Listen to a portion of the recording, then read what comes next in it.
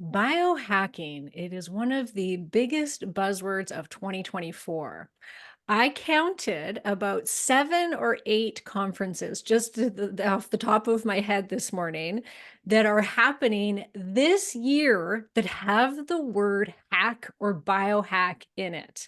Crazy. One's coming up that all 3 of myself and my 2 guests are going to be at, which is the Hack Your Health event coming up in Austin, Texas in May. So you'll have to join us for that. But ladies, it can be super overwhelming when you start diving into the world of biohacking. As much as it's so super popular, when you start going down the road of like, okay, I want to become a biohacker, or I want to try some of these, gadgets and gizmos and supplements and kind of hack your way back, hack your health, we'll say, hack your hormones, whatever it is that you're looking to hack. And it can get expensive. It can be confusing, and we have just no idea where to even begin. Well, my 2 lovely guests today, sisters, Lauren Sambataro and Renee Belz, are going to share how to navigate this world and find out what is going to work for you. Lauren and Renee grew up in a health-driven family that prioritized the fundamentals of wellness and self-care. Their father, Gene Sambataro, the original biohacker and pioneer of holistic dentistry, taught them the importance of individualization, curiosity, and experimentation from a very young age. Coming together as health entrepreneurs, Renee Belz, a certified nutritional consultant, holistic lifestyle coach with a master's degree in nutrition, and Lauren Sambataro, a former Broadway performer, functional diagnostic nutrition practitioner, check exercise coach, and microdosing prep and integration coach, feel a strong passion and drive to not only share each of their journeys towards wellness, but their strategy and motivation to discover our unique bodies through the world of biohacking and N=1 experimentation. They work with clients one-on-one in groups to educate and empower clients all over the world to take agency over their health and step into full health optimization. They co-host the Biohacker Babes podcast, which breaks down complicated topics in the health and biohacking space into clear and actionable strategies so you can feel your best every day. And I got to meet these 2 lovely sisters last October at the Dragonfly conference and immediately took a liking to you girls. So I'm really happy to have you both on the podcast. Oh, thank you Right so much back for at having you. us. Yeah, so So lovely excited to to be connected. here. Well, I've got 2 sisters and they're definitely my best friends, and I wish that they would do a podcast with me. So I'm envious that you guys get to do this together. Yeah, you can. It's been you a fun can. It's project. possible. I wouldn't do it with anybody else. Only her. She's the only one. Same. Yeah. Couldn't do it Aw. alone either. No way. No way. No. There's Do you that guys do too. them all together, or do you separate some of them? All together. All together? together. I think we've only had one. Renee kind of took the hosting one time. One Is that time true? out of 240 episodes, there was one Wow. episode where I hosted our guest. Yeah. There's actually a very good episode. I heard it and I was like, she can do this without me. I'll just step out. Not true. Well, I think I kind I of had the fire under me. like, do you guys feel like the biohacking world is a little bit more male dominated than the female? It's Yes. shifted a lot in the last few years, but yes, It has. the answer is yes. Yeah. Yeah. sure. So I mean- I liked your guys' podcast for that purpose. It's like, okay, here's 2 women that are around my age. Well, you guys are younger than I am, 10 years younger, I think. How old are you, Lauren? Almost 40. I'll be 40 in a Almost couple 40. months. Yeah, you guys are young. Okay. Yeah. But that you're women, that are talking about biohacking because you're taking the female biology and applying it to all these different biohacking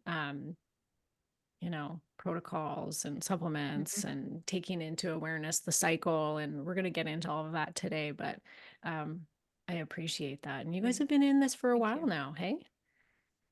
Yeah.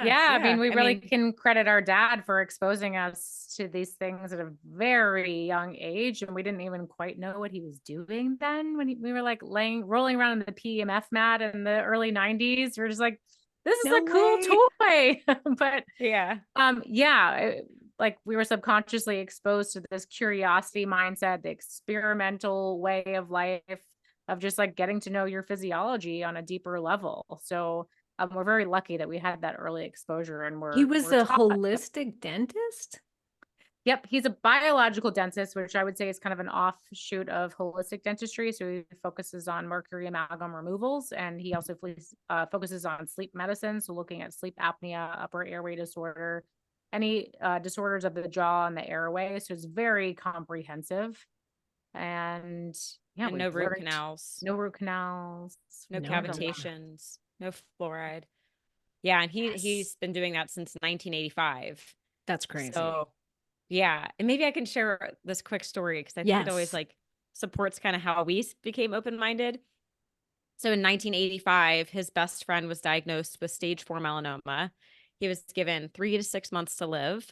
They said, we can't even treat the cancer. Just go home, get your things in order.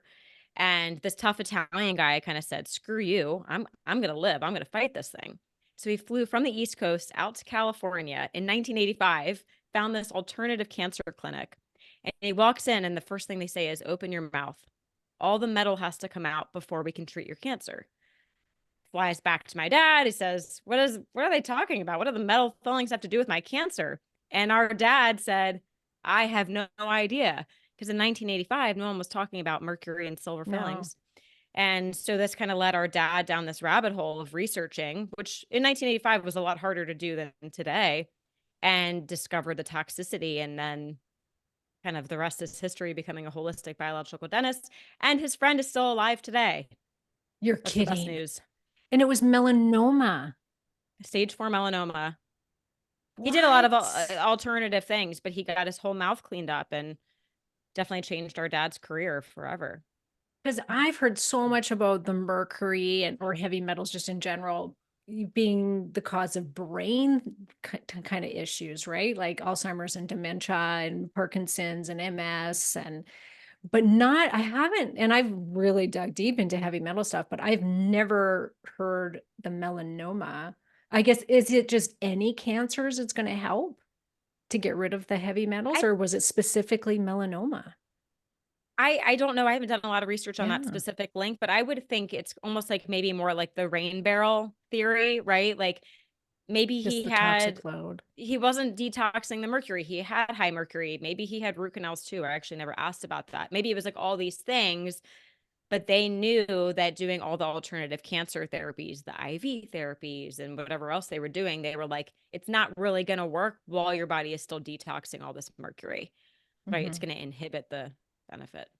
Where do you guys now fit that information into your practices with biohacking? Like, do you feel that most people should be testing for heavy metals, that they should be removing their amalgams and doing certain heavy metal chelation protocols? Yeah, I Yeah. think it's a pretty big burden for a lot of people. I mean, not everyone is symptomatic. Everyone's bio individual, and their stress load and toxic load is going to be a little bit different, but it's on my intake form. Like I find out right away if you have them, or if you've previously had them and had them taken out. I also find out if your parents have had them because it could be transferred to the baby. So I think it's just helpful to have that information up front. And then it really just depends on what the goals are, what the health challenges are. Of course, like if you're super symptomatic and you're doing everything and you're not getting better, like, yes, let's address that. Is it the first order priority if you're not super symptomatic? Like we should probably address it at some point, but it may not be like the number one thing that we start with. Right. I don't know that anyone's thriving with them in their mouths. I know it's such a rabbit hole though, that I come to that place where I first was like, everybody's going to get rid of their heavy metals. Oh my gosh, this is causing so many problems because I was riddled with them. And so I was like, went down the rabbit hole for years and tried all these different chelation therapies. And then I came out of it going, okay, don't even go down that road. Don't even open that up unless you absolutely have to. If not, turn a blind eye because we've all got heavy metals.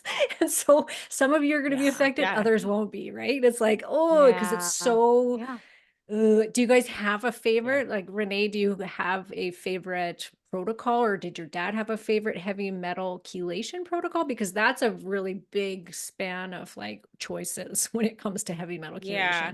chelation. We've been, I think all of us a big fan of Dr. Chris Shade's protocol with Quicksilver Scientific. Yeah, I just I got mean, their stuff. his research on mercury alone is just mind blowing. I just don't know anyone else in the field that's done the research he Really? has. And then he created the TRI test, which is looking at hair, blood, urine levels, and then comparing the ratios to determine how much mercury is in your body. Was it acute exposure? Was it a long time ago? Are you excreting it? Could there be a genetic factor? Like it just looks at all these different things versus just a hair test or just a blood test. And then he has this full protocol, and it's, different levels of how quickly you want to go with it. I had really high mercury back in 2012. My Mhm. mercury was actually like off the charts on the test. And then I Mhm. did his protocol for like 3 to 6 months, I think, in total. And I felt so much better after. And not to go down a rabbit hole of mercury, but I was shocked to see that I had high mercury because I never had silver fillings, Same. but my parents did, obviously. Same with I mine. was born in 1986 and my parents had most of their fillings out, I think in 85, 84, 85. So I definitely got exposed there. And then I had all the vaccines as a kid. And then, Yeah, I same. grew up in the 90s eating canned tuna fish all the time. Oh my So gosh, all the tuna fish. Whoa. Lauren, yeah. did you have high mercury? No, never No. had Oh, high mercury. interesting. So Yeah. different genetic, maybe detox pathways for the two of you, Yeah. Yeah. right? It is funny, like how Same similar and also environment. how different we are as Yeah. sisters. Yeah, there's a lot of big differences. I wish my Yeah. sisters would Yeah. test so I could see too, because I've never had a filling ever in my life of no dental work, Oh, besides wow. teeth cleaning. That's it. So, That's Wow. amazing. yeah, I Never a know. filling? Never a Not cavity? one. Never. Isn't Wow. that crazy? I know. I'm very same Yeah. with my sisters, both sisters too. I think it's because our mom was like no sugar in the house ever kind of person. Yeah. But anyways, yeah, Amazing. high, like off the charts, mercury and lead for me. And I was like, what? Mm. Where's the mercury coming from? Like, but my Ugh, mom was full of them. So that's probably why. Yeah. But yeah. Pass. Anyways, yeah. yeah, just Thanks, interesting. Mom. Yeah, exactly, right? Yeah. Just goes to show though what Yeah. we're going to be talking about here today, which is bio-individual. Like no one biohacking protocol is going to work for everybody, It's like you really got to be bio-individual about it. So let's just back Yeah. this up. My audience, we're talking to midlife women, typically in their 40s, 50s, 60s. In this whole biohacking world, a lot of them are just like, what even is this? Like, I don't get it, this word biohack. So let's just like start with like super basic. Maybe Lauren, you could start with just telling us like, biohacking, what is it? Why did you guys get so interested in it besides the fact that it came from your dad? Yeah, I would say my personal journey is that I was kind of following health trends. And at the time that I came into my adulthood, like past college, like vegetarianism was really big. And I was just like, oh, this is how we do it because we have to save the animals and it's better for your health. And I crashed and burned Yeah. so hard. That was also at a time where we weren't talking about recovery and HRV. Nobody was talking about heart rate variability. So it's just like the more exercise, the better. Like I'll sleep when I'm dead. It's crazy to think that I existed in a time where that was a thing. But I got to a point where I was like, wait, I'm doing all the things that are popular and apparently successful for your health. And I feel like absolute doo-doo. Like there's got to be another way. And so like these subconscious lessons from my dad, I was like, wait, he was always experimenting. He was like not taking no for an answer. He was trying new things. It's like, maybe I can try. And actually, I sometimes I say that my first real biohack was eating meat again after eating a Wow. vegetarian diet for 7 years where I felt lifeless. Like I had no life force. I was injured all the time. I had no energy. I was getting sick. Like I was like dull and gray essentially. And when I ate meat again, it was like, whoa, my physiology is responding to a change in my choices and inputs. And I immediately felt better. So I like that kind of connected the dots for me where I could go, wait, I am in control here of how Mhm. my genes and my physiology express by what I put in my body. And of course that's changed throughout the years. It's not just what the food we put in our body, but the thoughts that we think, the environment we surround ourselves with, or the people we interact with.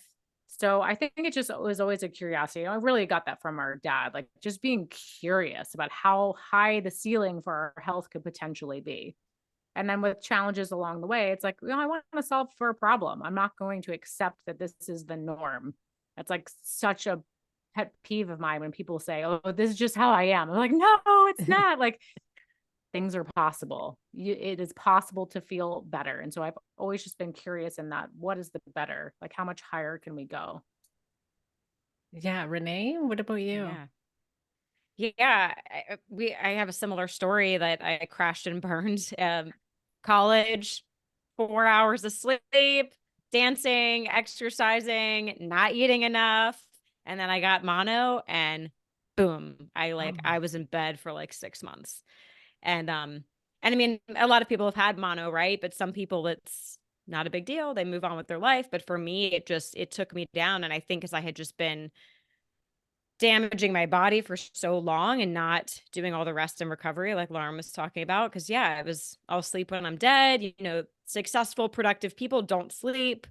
And God, that was 20 years ago. Things have definitely changed. And it just really like opened my eyes to alternative medicine, holistic medicine. I started looking at chiropractic, acupuncture, massage, nutrition, went back to school, studied nutrition, and just like kept looking for more answers. And that journey hasn't ended here 20 years later. I'm right, Karen. I'm asking It never you, ends. it never ends. I'm like, wait, I can up level that and that. I just like want to keep learning more and doing more. And yeah, it's really just never ending. And then with the biohacking side of things, I think somewhere in my journey, I came across Dave Asprey, maybe about 12 years ago when Bulletproof was becoming really big. And I fell into that trap of bulletproof coffee, keto, fasting 16 hours a day, doing CrossFit. And I like had a resurgence of this quote unquote adrenal fatigue. Yeah. Whatever you want to call it. And but I was like, this biohacking thing is so cool, but why don't I feel good? And that opened my eyes to like, oh, I'm not Dave Asprey. I'm not a man. I need to approach this a little bit differently. So I started cutting back on the exercise, sleeping more, adding more carbs back in, shortening the fasting window, right? A lot of the things that cycling women should be aware of and should be testing out. And here we It's are. like how many women, myself included, just destroyed themselves from that whole era, right? We're only just coming out of that, where it's like one meal a day. We're going to fast 30. Oh, we're going to fast 5 days a week. And oh, keto's not low carb enough because now I've started gaining weight. So I'm going to go carnivore now and just eat one meal a day. And it's just like, oh, we just all dug ourselves. I saw the tail end of all of these women were coming to me in literally droves. Like every single day I was getting women contacting me going with the same story. I went keto for 2 years. I felt really great. And I was fasting and I was doing this and they're like, and I lost all this weight. I felt so great. I felt like like so much more energy and all of these things started to reverse in my system. And then suddenly I started packing on weight when I hadn't changed anything. I couldn't sleep anymore. My hair was falling out. My thyroid, I became hypothyroid. And it's like, yeah, because we're not supposed to do that to our poor little fertile bodies. Yeah. No. And actually, I had a colleague of mine, a female nutritionist, and she just was kind of witnessing what I was doing. And she was like, this is why you're not getting pregnant. And I was like, what do you mean? Yeah. What do you mean? And I'll never forget her saying that to me. That wasn't exactly why I haven't gotten pregnant, but it definitely was part of the pie, like of fasting and doing all the things. Yeah. Yeah. It's 'cause so we're obvious to signaling an our body. outsider, which is interesting. We get so stuck in these like routines and Yeah. patterns. Like, this is normal. Why else would I? Yeah. It's Like, what do nice you to mean? have other perspectives. Yeah. Would you guys say that the Yeah. kind of end goal to biohacking is to kind of be not superhuman, that's a bit strong of a word, but you know what I mean, like to get to that end result of, you listen to people like Dave Asprey talk, who he's like, I want to live till I'm 150 or whatever he says. And they want to, become so that they're so optimized on every single level, like the Ben Greenfields, the Tim Ferriss, the Dave Asprey, all men, but they're like their goal is to become like so optimized. And do you guys feel like that is the end goal, or is it more like this is just a journey to try and figure out what could work best for you and your system, and it's not necessarily like that's unrealistic to think that we're going to hit that? I think it's kind of arbitrary to put a number on it. Like, I can't say that I want to live to 150 because I don't know how I'll feel. Like Yeah, Renee and I always exactly. just say, like, we want to live as long as we can if we're still laughing and like skiing and dancing and doing all these fun things. And then it's just like, just end it. Like, so I don't Yeah. know. Like, how do you put a number on that? I feel like we're kind of going against what health span is. Like, we're trying to achieve this arbitrary number for what? I don't know that our biology can withstand that. I just want to live like a healthy, happy life. And my primary motivation for biohacking is to get out of my own way so I can show up in the world and be the best version of myself. And it has been a lot of my journey. Is it like I overanalyze and really think really hard about my health and get stuck in like trying all these things. And it's like not the point of life, right? So I'm always on a path towards trying to be a minimalist with my health and my biohacking. Like, I love the tech. I think there's so many cool things out there that we can try, but ideally at the end of the day, I want to get rid of all my trackers. I don't want to take so many supplements. Like, I want to be just in nature. We're good. But in the meantime, it's like I like experimenting because I am young and healthy and I have challenges that pop up. And it's like, why not try these opportunities? But I don't know. At the end of the day, it's like about creating more ease and joy and enjoying this time, whatever age I live to. I don't know. Yeah, yeah, it's a good attitude to Yeah. have for sure. Yeah. Yeah, Yeah. it can Yeah. get that's the thing is this can get really overwhelming, like I was saying before. And so how does somebody go about starting on this path if they're interested? Like they do want to biohack, they want to figure out which of these gadgets is going to work best for their health problems. And I'm going to, pick your guys' brain about what your favorites are anyways, right? Even though it is about being bio-individual, I still want to hear your opinion on some of these like new gadgets that are out there on the market that are super popular. But supplements, gadgets, lifestyle interventions, like how does a person or how do you put it together for your clients? Like where to begin? Like, are there certain labs that you guys have people get to see where, okay, like what are we going to be working on here? Or is there certain like lifestyle interventions that have to start first or things like that? Maybe Renee, you could. Yeah, I think, it's such a personal journey. So I would say, why do you want to get into biohacking? What's the drive there? And how much time and effort and money do you want to put into this? At a minimum, everyone should be doing the foundational free biohacks, right? Optimizing circadian rhythm by getting out in the sun, grounding, optimizing the sleep the best you can with all the free things we have, looking at cleaning up your diet, exercise, right? All the free things.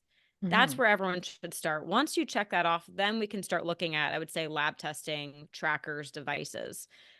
Labs, Lauren, I'll let you share more about that because you're really big on basic lab testing. But I would say as far as a tracker, I think an Aura ring is still my favorite Oh, for good. everyone. Yeah. I've tried BioStrap, a couple of different ones, but I always come back to the Aura ring. I just think for most people, it's easy. Well, one, it's literally easy to wear on your Yeah. finger, but the data is just easy to interpret. You can like go down a rabbit hole with the Aura ring data, but just if you wanted to just wake up and say, what's my readiness? What's my sleep? Easy enough, kind of guide you through the day. But I will say there is a caveat here. If data stresses you out, be aware of that. Be aware of that. And we were talking to Jean Falacara the other day, and he was saying that I don't know how big the study was, but they gave people fake Aura readiness scores. And it changed the way that people felt about the day. I bet it did. Oh my gosh. Yeah. Yeah. So I would be aware of that. There is like, Yeah. it's not 100% accurate. Yeah. So learn yourself, learn your personality when it comes to data. Like for me, if I see a lower score, I can brush it off a little bit easier. Or if I feel like it's not accurate, I'm like, that's strange because I feel like a rock star today and ignore it. If you are the other side of the spectrum, you might want to reevaluate. Lauren, here's the difference for the two of us. You might want to evaluate your relationship with the data. Maybe you Yeah. wear it for a couple months, you get as much information as you can, you learn from it, and then you ditch the tracker. Well, Simple can I as just quickly tell you my story is I'm like sleep is definitely one of the things that I hack the most, I think. And so thanks to our mutual friend Molly Eastman, she's like, get the Aura, like she's been pounding it into my head for the last year that I had to get an Aura ring. So I broke down, I bought one. They're way more expensive in Canada than they are in the States, so it's ridiculous. Oh, I man. buy it. I had it for a month. I hated it because it stressed me out so much because it just every morning I'm waking up and it's like, oh, you had really, really shitty deep sleep, Karen. Like they didn't really say that, but pretty much that's how I read it. It's like, you suck at You sleeping. suck. Your HRV, my HRV never went past 14, 15. And I'm like, I should like not be able to wake up. Like it's no deep sleep, no HRV. I'm like, this is so Yeah. bad. And so I actually You're gonna sent it have a bad back. day. Oh, you did? I Yeah. Okay. did. But now I'm thinking Well- about getting it again because Molly's still pressuring me. So she's like, no, Karen, you have to Yeah. get it.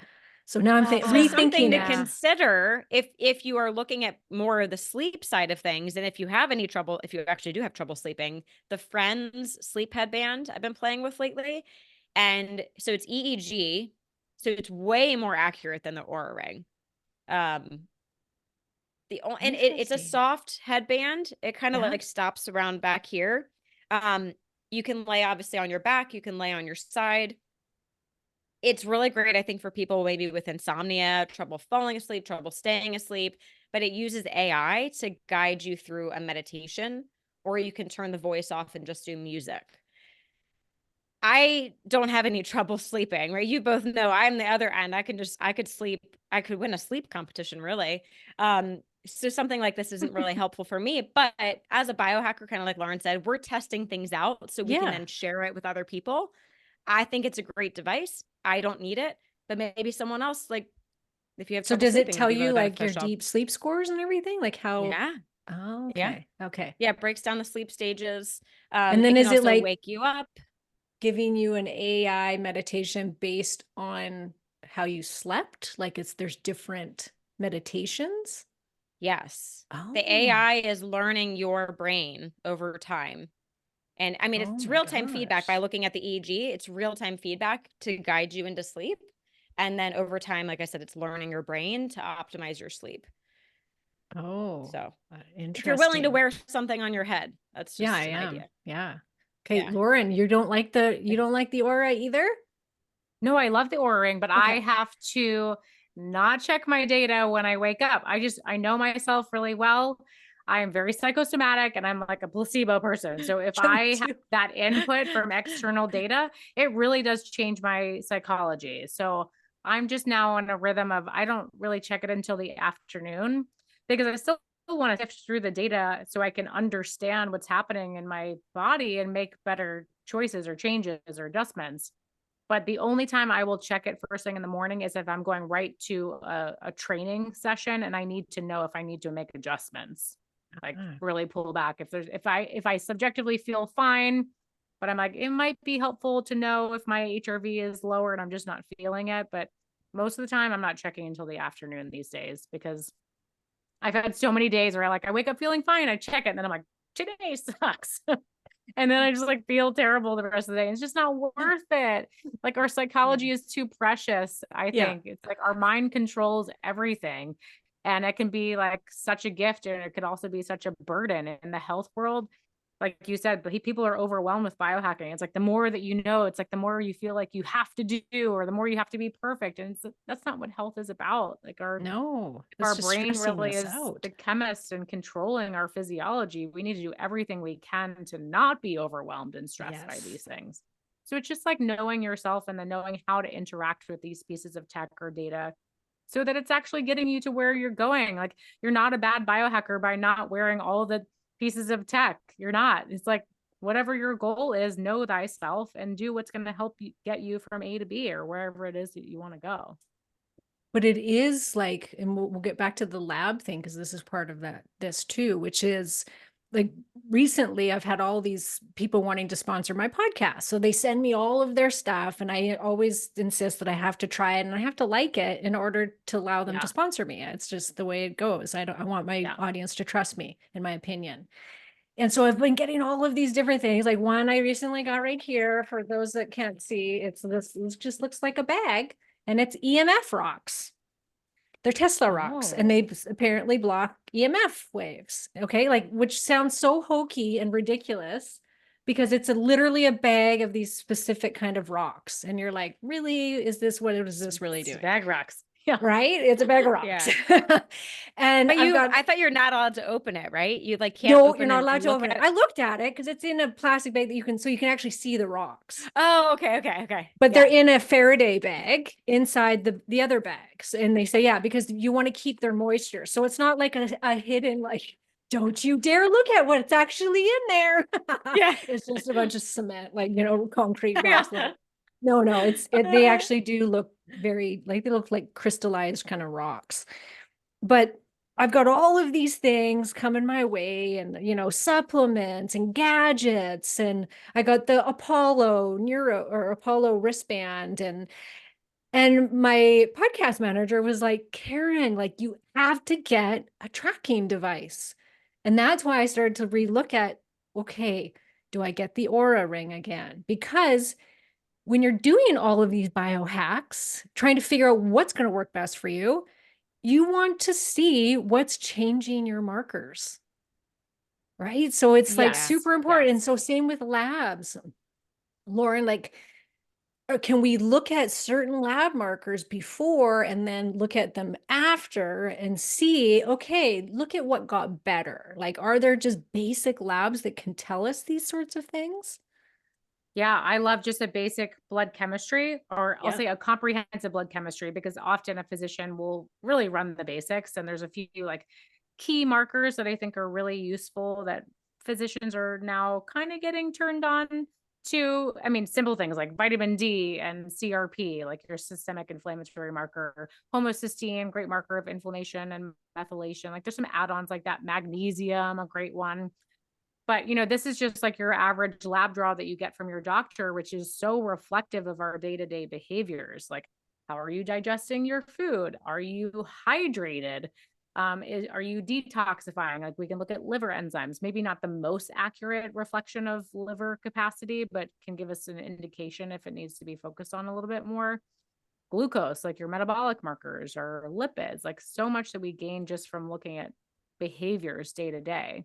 So yeah, I love looking at labs, and it is a snapshot in time. So we want to look like ideally historically, the more lab work you have, the more we can see the trends and kind of the storyline, the narrative over time, because your blood's going to change from day to day. But if we're working on something specific, like improving liver's enzymes, we just want to see that there's like a move in the right direction the next time that we test. And then we have confirmation. I don't know, maybe that the EMF rocks are helping you detoxify, like something like that. Right. But what we really like is balancing the objective data with the subjective data, because all this tech is awesome and lab work is awesome. But I also think for women, especially, we have to be more in touch with our body's natural communication and intelligence.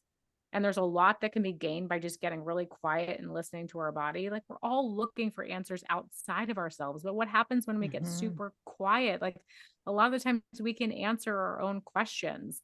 And so, yes, the data is great for blind spots. But a lot of times at the end of the day, it's like, you really know the answer. You really, if you're going to get really radically honest with your body, a lot of the times you're going to know, like, yeah, my sleep's going to be better if I don't drink alcohol, or don't overdo the exercise, or don't be too sedentary. It's like these natural things that we can really kind of balance out. So if you are someone that gets stressed by the objective data, we can just track subjectively. Like, keeping a journal is a beautiful thing. For my clients that don't like the numbers and are stressed by it, it's like, let's just rate your mood 1 to 10. How do you feel? Like, how's your energy? How's your motivation when you wake up? And then we can track across the week, like, the fluctuations, and then go in and make adjustments as necessary. I think some ways that's more powerful, because then we harness that and that intuition, so that later on, maybe we don't need like all the things, all the gadgets and all the tests, But on the flip side of that, Like I hear you. I'm really into body work, and I'm really into like that mind body connection and intuition and listening to your body. And I'm constantly telling women in my forum where they're like, this and this and this is happening to me with these hormones. What do I do? Do I increase? I'm like, well, check in. Like Yeah. everybody's different. Like and hack yourself. Like just, what do you feel? Lowering that estrogen dose, then lower it. See how you feel by lowering it, and just listen to your body and listen to the symptoms that you're getting. But on the flip side, we can really lie to ourselves. Like we are so good at bullshitting ourselves and thinking we're doing just fine, like with these bad habits or, and then you get testing, or for me, it was getting the Aura ring. And I'm like, oh, my sleep is even worse than I thought. My stress is way worse than I thought. And it's affecting me on many different levels. And I was trying very hard to pretend that wasn't happening. And it was like, I'm okay. Yeah. I'm not stressed, Totally. Yeah. Totally. Yeah. We need that hard, Protective. honest truth. So we always recommend getting at least an Oura ring and a continuous glucose monitor in our minds. Like those are the two. Let's drop in at least once and figure out what's going on so that you can't lie to yourself anymore. And then we kind of figure out like, what's the long-term plan with these things? Yeah. Yeah, the CGM thing was definitely an eye opener. It was like sushi was my highest blood sugar spike. Oh, And in that time, I always compare it because it was so funny. I wore it for a month or whatever, and my highest spike was sushi. And during that time of wearing one, my husband decided to make donuts, like fresh homemade donuts. I don't know. He's never done it since, never did it before, but that time he did it. So I ate this great big freaking donut, which is gluten and shit, like things I never, eat that much of.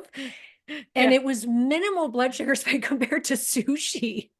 And I was like, wow. oh, well, I guess I'll just eat donuts then and not sushi, which I did. Great lesson. That's a takeaway. Glad we figured this out. Yeah. I love that. But so you guys see a lot of value though in the CGM. I do. I mean, massive blind spots there with glucose, particularly with hyperglycemia when the glucose is elevated, which I would say for most people, that's the challenge more so than the hypo. Not to say hypo is not an issue, but I find people don't know what it feels like to have high blood sugar. We're all so concerned about our glucose dropping. We've been conditioned to think we have to have snacks on hand, like can't go too long without eating. This is going to drop. And people know what hangriness feels like. You know what it feels like when you're irritable and your stomach's growling, right? But high blood sugar, it's so rare to really understand in your body what that feels like. So we put the CGM on and it's like, whoa, what? I'm spiking to 160. I had no idea. I felt good. And then people go, you know what? Actually, it didn't feel so great then. And they start to put the pieces together. And that's when we reconnect the intuition and we build that trust of listening to your body to say like, oh no, when I like reveal the blind spot with the data and then give space to listen to my body, it does all really make sense. But there's there's all kinds of conditioning societally and with food that we're all kind of screwed up, with the ideas of what's healthy versus not. And so I think just that window into your physiology with the objective data can just be like next level. Yeah, I agree. Yeah. It taught me that I feel sick when I eat rice, and I always had. And then now I know to correlate that with my blood sugars rising. Yeah. Yeah. You probably were just like, oh, everyone, I don't know. It's normal to feel nauseous or it's normal to be tired. I didn't even think about it. It's like everything's so normalized and justified. And then you're like, oh, wait, there's another way. I could feel better. Yeah. So information is helpful.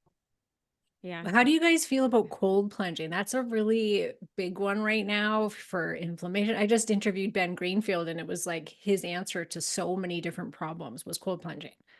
Because I kind of like just did this kind of quick fire Q&A of his favorite hacks. And it was like, for sleep, for this, for inflammation, blah, blah, blah. And he was like, so many of his answers were cold plunge, cold plunge, cold plunge. And I'm like, women though in cold plunging. Trickier. It's like a big, it depends. I'll let you jump in, Renee. Yeah. Oh, well, I mean, I'm not the cold expert because I absolutely hate it. I'll be totally honest Same. with you. I don't enjoy being cold. I moved to Las Vegas because I love 120 degrees in the summer. It feels so good. I go in the sauna every other day.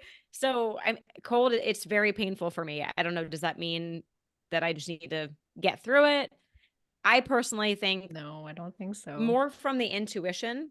So we There talk we about go. tapping Yeah. into our intuition. Yeah. I intuitively feel like my body does not want to do a cold plunge for other reasons. Past adrenal fatigue, hypothyroid, like infertility. Like I've had a lot of things. Like something in there doesn't want me to do a cold plunge. Mm-hmm. Mm-hmm. I don't know. Yeah, And I maybe agree. some people would argue against that, but just intuitively it feels icky to me. I think Yeah. the research is amazing. I've met people that it's changed their lives. Like, what's her name? Adrienne with Morozco. I mean, it cured her autoimmune condition. I mean, that's Wow. incredible. And you hear stories like that all the time, but it's a bio individual decision for sure. Yeah. Yeah, I don't detest it the way that Renee does, but I'm also not like hyper focused on it. Like sometimes I'm really into it, sometimes I'm not. I'm definitely mindful around my cycle, like when my hormones are low and my immune system is down, I'm definitely not going to add that stressor. We just have to consider the stress bucket again. It's like how many things are we adding just because we were told that it's good? Mm-hmm. And that's, I think, a common pitfall. We add all these stressors and it's like, why do I feel terrible? It's like, well, this can be a good stressor or it can be a bad stressor. It depends on the environment and the milieu that it's coming into. So we have to be mindful. And yeah, for women, it's really sometimes a pretty bad idea.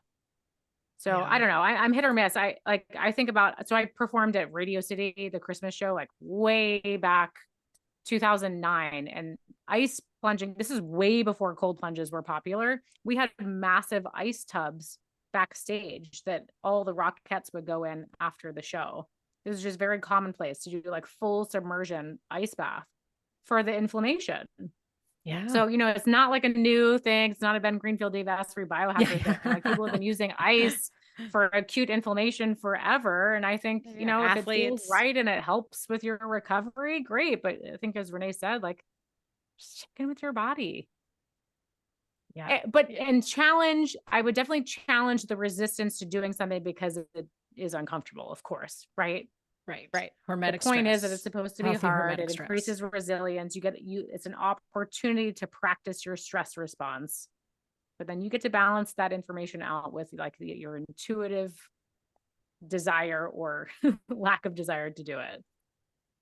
What's been your Yeah. favorite thing to monitor and to hack and to get improvements on? Like your sleep, your energy, your brain, like those are kind of like the top weight, maybe muscle building. Like, is there certain areas that you guys are super passionate about improving on? I HRV. feel like, Yes, I was hoping I you love would say that. heart rate variability. It's so Okay, fun. I'm going to It's so talk to you fun about look at that. it. Lauren, what's yours? Yeah. I was just going to say sleep in general, because Okay. when you sleep better, like everything works better. But For sure. yeah, optimizing my sleep efficiency has always been like my edge. And I guess we could say it's fun for me. Okay, we're going to talk about that too. Okay, Renee, tell me Yeah. about heart rate variability. Explain to our listeners what it is. Why do we care about it? Yeah. So it's the variation between each heartbeat. The more variability, the higher the number. And basic overview, we can say higher HRV means healthier, more resilient, lower HRV, less resilience. But to some extent, we also don't want to compare to other people. So like Karen, you said like yours was like 14. Like for you, I would say, well, what do we need to do to get that 14 to 30? Like we're not aiming for 200, right? We're not going to aim for some like crazy number, but like, what do we need to do to get that up? So it's very much like, what's your baseline? And then what do we need to do to get it 20% higher? And then what are we doing when we see it drop by 20% or more? And just learning at what impacts that. So for me, lack of sleep, too much exercise, alcohol, the normal things that drop it, and then that raise it, amp coil, brain tap, really good night's Wait, sleep, hold CBD on. oil. Exactly. Amp coil. What the heck is The an amp amp coil? That's one of Lauren's favorite biohacks. It's using PEMF, and then it has a Tesla coil. It actually is somewhat diagnostic, but then also therapeutic. Yeah, That's it's pretty cool. frequency, sound frequency. And the idea is that every organ and system in your body has a resonant frequency. And so it's delivering frequencies specific to the organ system or challenge that you're trying to work through. What is it? So Like- it looks like just a circular, it's kind of a heavy coil. Okay. It's attached to a cord, attached to a machine that plugs into the wall. So you typically will lay with the coil like on your chest or your belly. Oh. And it's just a very, very down regulating. It's a very, very subtle vibration. Some people don't feel it at all. And there is a diagnostic, so you can speak your voice into the tablet will pick up on frequencies, and we can kind of use it to get a little bit of guidance as to what we need to focus on. It'll pick up on microbes and viruses and all kinds of immune stuff. Never heard of this? Oh yeah, it's really cool. I'll share some resources, but okay. Freddie Kimmel, do you know Freddie? Okay, he's in our world. We'll introduce you. He's awesome. And Hack Your Health. Hack Your Health. Okay. We'll all be together. Yeah, he introduced it to it. So it's energy medicine to some extent. So it's harnessing like the natural frequencies that we get in nature. But you know, this is the beauty of tech, is that we can bring it into our modern day lives and use it anytime. It's been one of the most amazing tools for me to optimize my heart rate variability. When I first started using it, my HRV up leveled, like it would like jumped up like in a video game, like 2 levels, and it never came back down. Wow. And it's my go-to when I'm feeling run down or need like a little brain nap or need a little immune boost. There's so many applications for it. And yeah, I just think frequency is not used enough, right? Just the natural vibrating frequencies of the earth are so healing. And if we can bring that into our little modern day tech boxes, it could be quite helpful. Oh my gosh. Wow. Okay.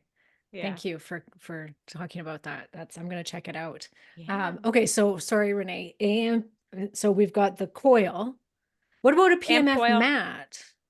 Great. Love it. Yeah. Yeah. There's so many options there. Yeah. Okay. I have an IMRS mat, which is kind of cool because it's actually measuring HRV in real time and then delivering the PEMF that you need in the moment. It's hard because I'm like, I have that and the amp coil, and you can't use them at the same time. So I kind of tend to use the amp coil more. And then the brain tap. This is just one of my favorites. You know, it's different for everyone. Like some people just can't get into it, but for me, I can drop into a parasympathetic state within like 3 minutes with that thing. So for anyone that's not familiar with it, it's using, you know, light over your eyes and then sound in the headphones, and it's brain entrainment. And so you can pick even like what brain waves you want to lean into. So alpha, theta, beta, gamma, delta. And man, I could take like a power nap or I can fall asleep within the minutes. It's awesome. Ooh, and you can travel with it. It's just like a little headset like this kind of thing. It's a great travel item. I've taken that through. I think I've probably sold them by taking them through airport security and wearing it on the plane. People are always like, what's that? I'm like, let me tell you. Yeah. Because with all the pollution and radiation and like the sympathetic nature of traveling, that brain tap, if you can get into a down regulated state, like you're going to be much better off when you step off the plane. Like how tough is traveling? Like, I don't know anyone that's like, I feel great after traveling. Yeah. Oh my God. I hate it so tough. much. It's like why I biohack. I biohack so I can travel more. I can travel. And not get sick. Yeah. Well, Renee, our first conversation with each other was about how you can't sleep when you travel. And I'm like, no, me too. Like I have to take prescription medication or I will not sleep if I'm traveling. Yeah. And it's especially weird for me because like I was saying, like I sleep so well, but then the first night in a new place, it's like I have insomnia. It's the weirdest thing. But I will say something that has been a game changer the past couple months. Troz from Troscriptions. I do I've got some coming my way. Oh yay. First night effect is gone. I do half a troche the first night in a new place. And I did this. I was just in Hawaii where I stayed at 4 different places the whole time. And it's worked every time I've done it. No. Personal That's so personal exciting. thing. I know it's not for everyone, but I'm Yeah. like, Because yeah, Danny tried that and she didn't feel good on the trochee, yeah. Some but people, she Yeah, loves I the know a handful methylene of blue people one. that don't. Mm-hmm. she does like the methylene blue. The nicotine methylene blue trochee one from that company. She just is like, she's addicted. She loves them so much. Yeah, I we do. like I love methylene methylene blue. Yeah, me Yeah. too. Yeah, The trochees particularly are for great. travel. Oh my gosh, for jet lag and just with all the free radicals and the oxidative stress, I feel like methylene blue is like, that's probably my number one travel hack. Oh, Oh, for really? sure. I haven't even thought about using it for that purpose. I was just listening to Yeah. a podcast with Nat, and the guy was saying like when we're in an airplane, like the oxidative stress, which I was like, what? And he said how much it goes up. They're not even too sure why. Yeah, I don't know. Yeah. Is it I the assume the altitude pollution, the or altitude, the lack of oxygen, the radiation. I think it's just like radiation? onslaught to your system. I mean, I don't know if this is outdated, but the thought that flying coast to coast is like 25 chest x-rays. I don't know if that's still a What? valid La la la, I comparison. didn't hear that. Yeah. Don't tell me that. I'm going to get on a plane in a few weeks. I know. Oh I my But yeah, know. gosh. interesting though. Very interesting. Okay, so And that's why it's so great to have all these biohacks, because some people think like yes. they don't want to biohack because they just want to whatever live their normal routine. But I'm like, but if you do biohack, you can do so much more. You can travel, you can feel Right. better. Like, I'm not going to stop traveling anytime soon. I could tell you that. Yeah. Chest X-rays No. and all. Yeah. Yeah, Just my gonna take all friend, the stuff.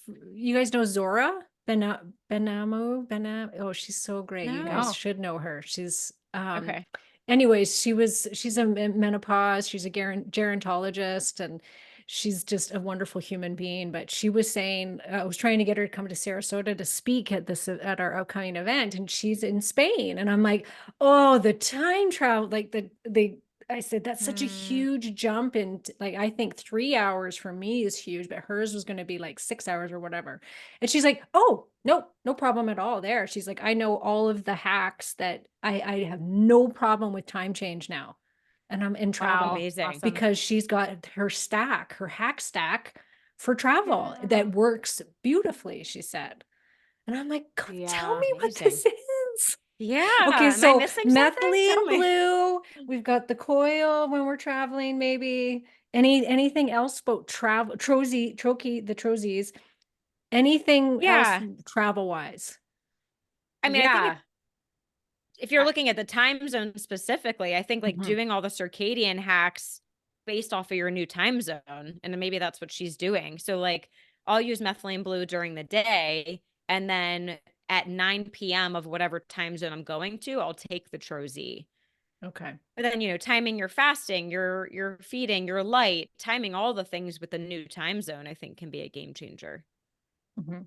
Yeah. Yeah. I Even think it in a really depends, short like, time span, like you're going for a yeah, week or it something? depends. It depends. I think if Depends. you're Yeah. there for a week, it's worth getting on that time zone. If it's just a couple of days, you really want to either compromise and meet in the middle or Right. stick to your own time zone. I used to try to do like the time shift thing where days before travel, I would Yes, same. slightly change my bedtime. That actually was such a fail for me. It created more stress and then it actually created some sleep deprivation. So now I just like get into it. I travel and I try to get my body tired because that's kind of my challenge. If I'm not tired, physically tired enough, I won't sleep. So forget the time shifting, but I think like considering the challenges of flying with the pollution, the radiation, the oxidative stress, if you can get your antioxidants, get your electrolytes, make sure that you're hydrated, kind of get your nutrient stack. And then I like to protect my body with like EMF protection clothing. Like I have my hat. I wear, I don't have it on right now, but the Lila Quantum, which Mhm. how do we measure these things? But I'm like, if I have it, I'm going to wear it. I might as well Same. do everything that I can because if the actual travel on the airplane doesn't take me out, I'm much more likely to just stick to a normal routine and do my normal things. I think a lot of people get off in the travel. They feel so terrible when they get there. And so then, of course, it's like, I'm tired. Now I have brain fog. Now I'm going to eat bad things because my cravings are out of control. It's like such a slippery slope. Mhm. So Mhm. I think like get your nutrient stack in order, electrolytes, methylene blue, maybe some antioxidants like an NAC or Okay. make sure you have your multivitamin with you. It's Yeah, good place to right. start. And then for you, Yeah. Lauren, you were saying like your biggest thing was sleep, which I think it is for a lot of people. I know it's up there for me. What are your favorite tools that you have found to work when it comes to getting a better night's sleep, going into deeper sleep, all those things? Yeah, it's like the behavioral stuff for me. I'm like, I love all the sleep Oh, supplements, but I'm like, at the end of the day, none of that works if I don't do the right behaviors. Like I have to shut down my computer at a reasonable time. yeah. If I have stress, like I got to do some form of like brain dump meditation, make sure I kind of offload my stress and my thoughts, making sure the lights are turned down and dimmed. And then it's like, ideally, I don't need the sleep supplements, but I just know like if I do all the right things, like get enough movement during the day, get enough light exposure, physically fatigue my body to the right amount, considering my recovery. And then it's like eat dinner early. That's a big one. Food timing. If I eat too late, my heart rate's going to be elevated. It takes forever to kind of come back down to baseline. Mm, So I mean, this is what our friend Molly says and what I follow. It's like your sleep hygiene starts from the moment you wake up. You got to start right. thinking about it. Like get outside, get moving, get your day done, follow circadian timing, eat an early meal, wind down. And then the true goal for me is like not needing any of the supplements. But I do dip into the supplements. I love magnesium. I love CBD, works really well for me. I love glycine and GABA. So I'll pull those in as well. Any gadgets that you use to help? The amp coil. The amp coil. Okay, I gotta look at the Yeah, there's a amp really coil. I'm so cool excited about this. there's a really cool journey on the amp coil. It's called Relax All. It's basically just like a nervous system down regulation. And that feels really good for just kind of easing me in. I'll do breath work at Yep. nighttime Yeah, or put same. on binaural beats just to have some external kind of white noise. Yeah. Okay, awesome. Do we have favorite energy boosting hacks or supplements? Because that's another, thing that you hear often, especially with the midlife women, which is like the lack of energy. And a lot of the time it is like quality of sleep and all of that. But if somebody's kind of got those things down where they are paying attention to sleep, they're exercising, they're practicing circadian rhythm health, like, so they've got the basics down. Are there things that you guys use that are just like, I'm feeling run down, I need a pick me up, I'm not going to go to coffee, I'm going to do this instead? I love methylene blue. Same. That's my favorite go-to Yeah. for energy. Yeah. Because Oh, it's yeah. so stable and it's just like enhancing your mitochondria. So there's no real consequences to that. It's like, oh, I feel like I just charge my battery for sure. That's my go-to. Yeah. Yours too, I Renee? would say in general nootropics, but I would count methylene blue as a nootropic. I would say that's one of mine. But anything in like the racetam family, like I like Thesis formulas, the nootropics from them, because you can get caffeine free, And which I what's in like. I those don't want ones? to all different Okay. herbs and vitamins and like I said, most of the racetams. Yeah, but caffeine free is nice because you're not relying on that for the energy, obviously. You're just getting a little brain boost. And Yeah. then Newtopia, they have their nootropics as well, which is a little bit more of a comprehensive formula. And you can get those caffeine free too. Yeah, Have you tried any of those? Any of those I nootropics? haven't delved into nootropics and I really want to. And I keep asking my friend Nat about like peptides and well, Ugh, what can I start to use that's going to enhance my brain function? But I haven't narrowed down what I want to use yet because there's just too many different things, right? But I yeah. do like I want to try qualia. Qualia? Yeah. Yeah. I Have don't you feel really? anything with that. No. I know some people rave about it, but for me, I can Yeah. take 6 capsules and I feel nothing. Oh, I don't know what yeah. it I've is. actually felt too much. I've felt too amped up in the past. So I don't know. I Interesting. don't really know where I stand with that. I'm not a huge fan of the nootropics. I'm just a fan of like making sure I sleep. And if I really am sleep deprived, really the methylene blue, I feel like is the only thing that gets me back on track. That's awesome. But they're so fun. They're so fun. I don't feel it. I mean, this is a big difference between Renee and I. She's a big nootropic girl. I'm like, I don't know. It feels like candy. I feel like I'm like meddling with like playing chemist. I don't know. Yeah. I guess, but like you kind of feel like Bradley Cooper in Limitless. You're like, ooh, what is that part of my brain that's firing right now? Yeah. I want to try the Solank and the Semax. Have you guys tried either of those? Didn't feel anything. Peptide? Didn't feel anything with either of those. Really? Did you, Lauren? No, I tried C-Max. I don't think I felt anything. I did 30 days of both and didn't feel anything. Not to say they don't work. No, but I've read very mixed reviews about them, which is why I haven't actually pulled the trigger and bought them yet, because it's like there's a lot of people that are like, I've noticed nothing. Yeah. Yeah. Darn. Yeah. I don't know. I mean, there's so many things, but it is kind of a gamble because we're so bio individuals. So it's like, if you have the means to try and experiment and you have the patience to experiment, cool, do it. But it's like, there's a lot we still don't know about this. And we certainly don't know how to truly predict how your body's going to respond to it. So that can be like frustrating for a lot of people. They're like, put a lot of resources into that. And then they're like, that didn't work. Now what? So I feel like it's always like coming back to the behaviors. And then it's like, once you reach a certain baseline, if you want to try some things, sure, why not? Yeah.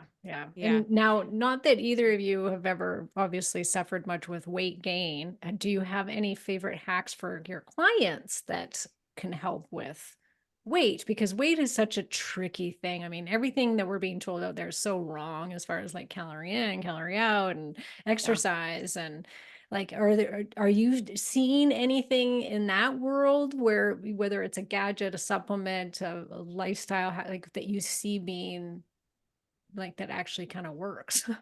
I don't think anything really works that well, obviously, or we would know about it and everybody would be doing it. Yeah. I would say the biggest commonality I see with weight loss resistance is toxic burden. So just like cleaning up lifestyle, cleaning up beauty care products, home cleaning products, environment. Like, I'm just thinking of a current client that like lives on a highway. She's lived on a highway her entire life. Like, how much pollution is she breathing in? So just cleaning up environment as much as possible. And then I think like getting a CGM to understand your glucose metabolism, which I think can be a great motivator for cleaning up your meal timing. Most of us eat way too frequently. Like, we think like, oh, a bite here and there isn't really going to do anything, but like, you're releasing insulin every time. And so we end up being on this roller coaster and not knowing it. So I think the CGM, again, is just such a great tool, so we can really be a little more specific with like circadian meal timing, consolidating meals, and making sure that we're recovering, getting that recovery, not just for our glucose, but like for our digestion, like our entire immune system. So I would say like toxic burden, and then like insulin resistance from poor eating. Yeah. And I would add sleep to that. I think a lot of women, I'm still seeing that, like they feel like they have to get up and do the 5 a.m. workout because it's the only time they can work out. But I would question, what if you sleep in an extra hour or two and miss that workout, and then just throughout the day try to get more movement, like exercise snacks? Like, can you do 5 squats in between a call? Can you run down the stairs and back up in between a call? Things like that. That extra sleep, I think, can be a game changer, because especially for women, if our body doesn't feel safe, we're going to hold on to weight, right? It's a protective mechanism. And I think over exercising and undersleeping is just a huge signal to the body that it's not safe. And exercise is great. We'll get insulin resistance if we're not sleeping well. So it's like, yes. Oh God. Sleep is number one. Oh yeah. My CGM after a night of less sleep than I need, oh my gosh, it's like all over the place. Yeah. Give me like carbs. One night. Give me carbs. Yeah. One night of bad sleep and you wake up insulin resistant. You're like, oh, great. And women are always like, how can I lose weight? I'm doing everything right. And it's like, are you sleeping? No, because that's going to have a huge impact. But that's so tricky, because then you get into like, once the hormones start changing, perimenopause, like sleep is the first thing to go. So it's like, how do you tell a woman to sleep more when it's like, oh, they're waking up at 3 a.m. and they're just then more stressed about it, of course. So then I would come back to like reducing the toxic load, because if you're detoxifying, if your gut microbiome is in better shape, then hopefully we're sleeping better, and then it cascades and improves from there. But that can be a really tricky one. I'm sure you see a lot of that. So much. Yeah. And I would agree though with you guys. Like those are my top things too. It's like toxic load. It's driving so much hormone dysfunction in women nowadays. It's why we're hitting menopause so early. It's why we have so much just hormone like issues even in our 20s and 30s, is this toxic burden that's happening in our environment. And a lot of people don't realize that it's not just toxic, even like the actual toxins that we're putting in our body or breathing in, but it can be things like artificial lighting. Like that's like toxic to your system, and like how much that's affecting it. And so we have to look at all of these things, all of these factors. But yeah, I agree. It's toxic load it's getting crazy and crazier, like sad.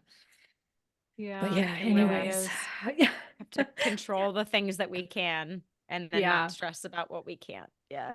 Yeah. So I keep thinking everybody knows about this, but I know plenty of health people that like still are like just shopping commercial beauty care products.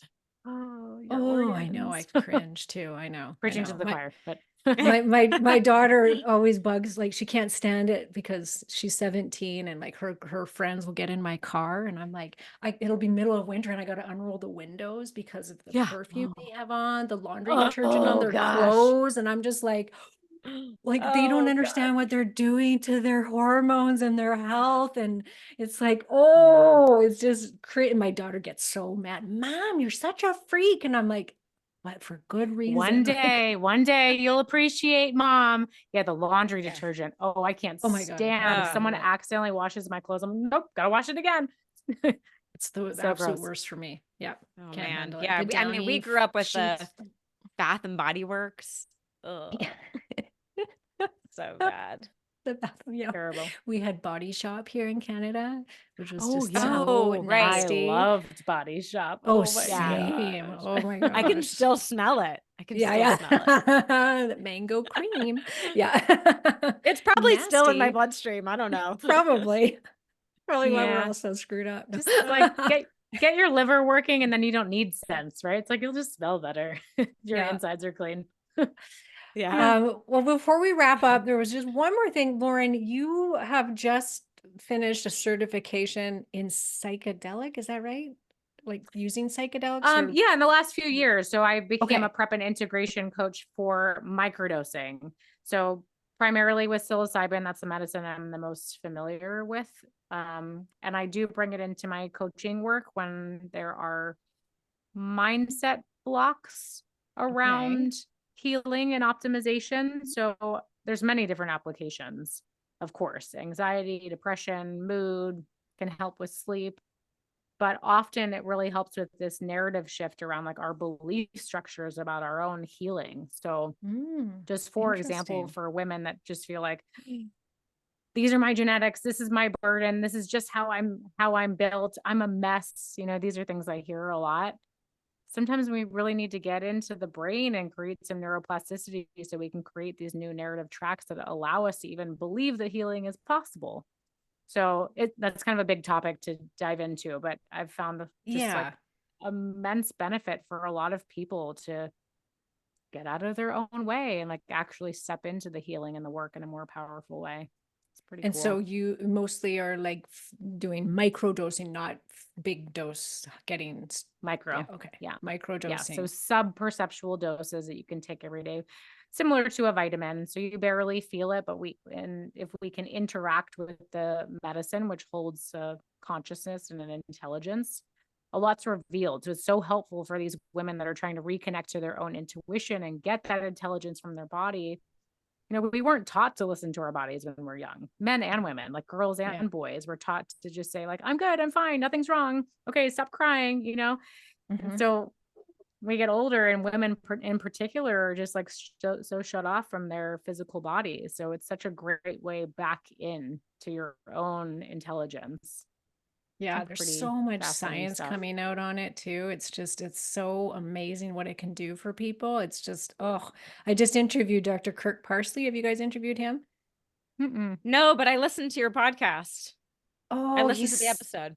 I love He's amazing. him. He's amazing. I heard him on Mind Pump and I was like, oh, this guy's so great. What he had, the information and his stories, this Navy SEAL that like came out of like this home where he dropped out of high school and was considered the idiot and ADD and AD or whatever, and becomes a medical doctor after being in the Navy SEALs. And then he's a medical doctor for like, it was just like, what? But anyway, he's also just become certified in the use of psychedelics for trauma and PTSD and stuff. But he was saying that one dose of mushrooms, but higher dosed, will reduce brain inflammation for months, like rapidly reduce brain inflammation. And I was like, I've never heard that before. Like I knew it can change, like you can change the neuroplasticity and the neural pathways or whatever, like that it's really, really good with that kind of stuff. But to actually like reduce brain inflammation from people that have had head trauma, I was like, that's Yeah. crazy. It's Yeah. like anti everything. It's anti-inflammatory, it's antioxidant, it's immunomodulatory. It actually creates more insulin sensitivity. It's like it basically just brings the body back into a natural healing state where everything is in balance, right? Like we don't want too much inflammation, we don't want too little. It harnesses that natural healing ability. So yeah, it is fabulous for neuroinflammation. And trauma really is inflammation, or trauma expresses itself as inflammation. So we can bring the body back into a more balanced state. Then we can work through these like emotional, mental triggers, if that's the trigger, essentially. Right. Now that was No. one thing that intuitively I couldn't do it. And it was so strong, the intuition. And because I'd read all these incredible health benefits of microdosing, and for those that aren't familiar with it, it can be really amazing for all of these things that we're talking about, but for it's like an antidepressant. And, you know, some people swear by it that have suffered with depression and anxiety. And so I was just like, I want to try this for the health benefits and for that clarity of the brain. And so I got some, and it was just my body, I started taking it and my body just gave me this like hard no, stop doing it. And I haven't been able to try it again. Like my body just goes, nope. Yeah. And same with I'd love anything to else. talk Like to you I've really more kind of about it. like opened up. I was like, I'm open to doing ayahuasca and doing all these different like, but every time it's just, I'm just intuitively, it's this hard no. And I'm always just like, well, if one day that plant calls my name, I'm open, you know, I'm open to Yeah. it. So for now, it's like something about it is not a fit for me. Sure. And that's important to listen to. I'll just Yeah. say quickly, like I do think you need to be called to the medicine, but Yeah. there are so many strains of mushrooms out there, and they all Right. hold a consciousness and a particular like essence. We have to be really careful with what strain we're taking, because there are some that are very mood elevating, there are some that are really more grounding. And so if you give someone, for example, that has depression, something that's really grounding and it just like takes them more into the earth, they're going to feel worse. So we have to make sure we're pairing the strain with the body that we're putting it into, and also like the Wow. intention. And so I've had a lot of failed experiments, not myself, but clients come to me and they're like, this didn't work for me. I'm like, well, that makes a lot of sense, because this is what you're trying to do. And you're taking this medicine that's actually just perpetuating the problem, just as an example. So we have to be really specific about it. Well, and how it's grown and who grew it. Because I had an experience where I got anxiety that it passes through. Yeah, I got anxiety from a microdose. And then I found out from a friend, the woman that grew it and sold it is a very high functioning, anxious person. And I'm like, oh my God, I almost like took that energy on. Yeah. So I switched to a different one. But so yeah, I think there's so much to learn. It's almost like, if you think about like cannabis now, like if you go to a CBD or weed shop, you know, there's like so many different strains for all these different things. Yeah. But like no one's really talking about mushrooms in that way yet. Well, people like Lauren are. But it should be. There should be all these different options. I didn't know that was a thing. So yeah, but I know it's it about going marijuana. through the same evolution that marijuana did, right? Like Right. 25 years ago, it was like, I smoke pot. And now it's like, what color, what strain, what flower? 70% indica. Yeah. So I think mushrooms will get to that point, because enough people will have bad experiences that then we're going to get like we're going to get curious and more specific. Oh, I love it. Oh, Yeah. wow. I could pick your brain about that. Okay, so last tips then from each of you. Renee, what do you say to the woman that is wanting to get into the biohacking world? Just some top couple tips to get started. Number one, what's your why? Why do you want to do this?